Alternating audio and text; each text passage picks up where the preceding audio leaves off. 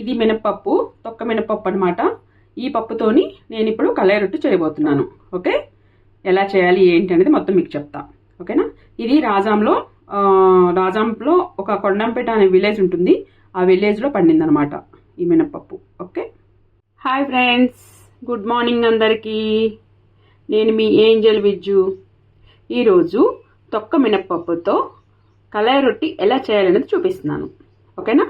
ఇది ఆల్రెడీ నానబెట్టి గ్రైండ్లో పిండి ముద్ద చేసుకున్నాను.